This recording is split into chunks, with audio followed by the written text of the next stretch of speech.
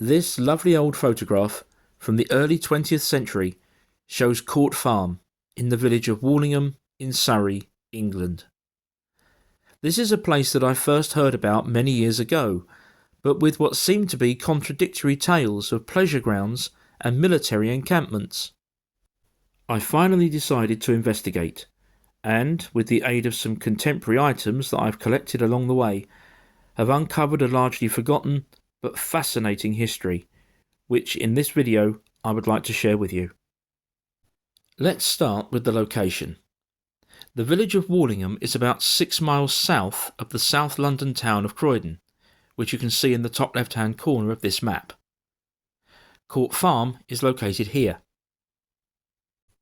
If we zoom in a bit closer, Court Farm is here, at the end of a short access road. But there are also 3 other details that I would like to point out, because they'll become important as this video goes on. Firstly, there's Tithe Pit Shore Lane, the Whiteleaf Recreation Ground, and this steep rise of ground between the recreation area and Court Farm, a rise of around 150 metres known as the Dobbin. I began my investigation by finding and purchasing this old Court Farm postcard. It shows what was clearly a very magnificent farmhouse. I later discovered that it was built in around the latter part of the 18th century. Sadly, it later became derelict and was demolished in 1968, although some of the older buildings and the farm itself, as we shall see, still survive. The back of the postcard turned out to be very revealing. It had a local postmark, and it was just possible to make out 24JY09. That gave me a precise date of the 24th of July 1909. I then learnt that Court Farm had clearly been very large and very successful for many years. Its big change came in 1894, when the then owner, who was already a refreshment contractor as well as a farmer, decided to open a pleasure grounds and tea garden on the site. Its fame and popularity grew very quickly, attracting tourists, day trippers, and organised events. So the stories of the Court Farm pleasure grounds were indeed true, and I decided to look into that aspect a bit more closely. I purchased 4 more postcards, which, like the previous one, all dated from circa 1909. We'll look at these again a bit later, and also find where they were photographed. To my surprise and delight, I was also able to obtain this rare example of Court Farm tourist wear. It goes to show just how big tourism at the site had become. This china bowl dates from around 1900 and has been transfer printed with an image of the farmhouse itself. Before we explore the site to see what we can find, what about that other story, that of it being a military camp? Well, it turns out that's true as well. I managed to get hold of this postcard of Whiteleaf, which is the village just down the slopes from Wallingham. It had a local postmark, with the date the 16th of September 1914. That's barely 6 weeks after the start of World War I. Most interestingly of all, however, is that the card is from a soldier, who is passing on his new address.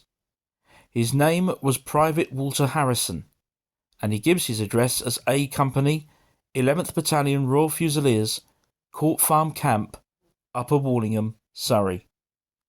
In the opening weeks of World War I, as the British Army suffered heavy losses, Lord Kitchener made his famous call for volunteers. As huge numbers came forward, they all needed somewhere to camp and be trained. Not surprisingly, Court Farm at Wallingham was very quickly requisitioned by the military. Sadly, after World War I, the pleasure grounds were not reopened. In the years that followed, some of the land was sold off, and we'll look at that a bit more closely later. However, the farm remained big and productive, and in one form or another, still survives to the present day.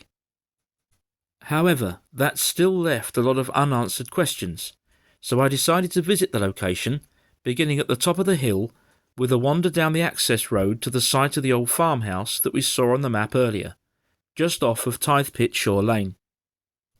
The other houses contemporary with the farm still stand, including the historic Court Cottage on the corner and this equally attractive Flint house next door to it.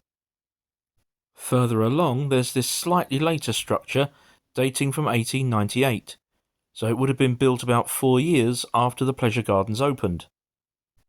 At the end of the access road there are now some small business units, but we can see that the farm's original barns still stand. Court Farmhouse itself used to stand just to the right of these, about here, just beyond the tree in the centre of the picture. Now we're going to take Tithe Pit Shore Lane down to the bottom of the hill, and let's look again at that postcard sent by the soldier in 1914. This area of land on the right-hand side was still part of Court Farm when this photograph was taken. It's now part of the Whiteleaf Recreation Ground. As you can see, there's a Victorian railway embankment running through the centre of the picture, and please note the railway bridge just here. It wasn't possible to reproduce the exact position of the old photograph, but this is that bridge as it looks today. Apart from there being more trees around it, it's largely unchanged. Now we're going to head into the beautiful Whiteleaf Recreation Ground. As I mentioned earlier, all of this land used to be part of Court Farm. It was sold off in about the 1930s and became a public park, which it remains to this day. The wooded area coming into shot now is that steep 150-metre rise that I showed you on the map earlier, known as the Dobbin. In the days of the pleasure grounds, there was a marked footpath somewhere here, which led from these lower fields up the slope towards the centre of Court Farm itself. Looking back at those old postcards, this image from circa 1909 shows what that entranceway would have looked like.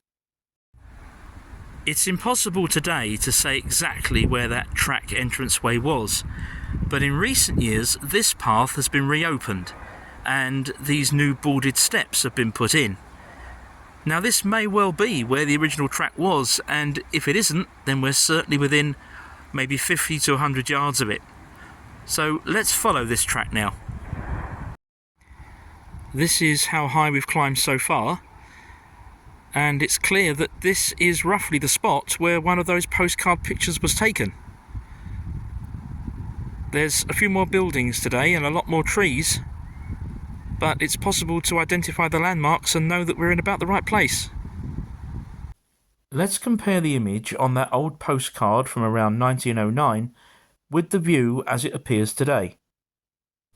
Here we can see the lower fields of Court Farm, the railway embankment, the railway bridge that we looked at earlier, this road called West Hall Road, and just here the village pub called the Whiteleaf Tavern.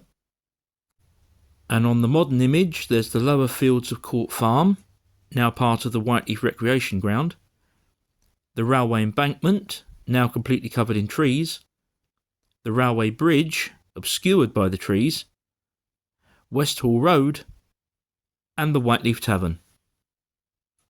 Seeing that I was clearly on the right path, I decided to carry on to see if I could approach Court Farm from this direction, just as those Victorians and Edwardians used to do.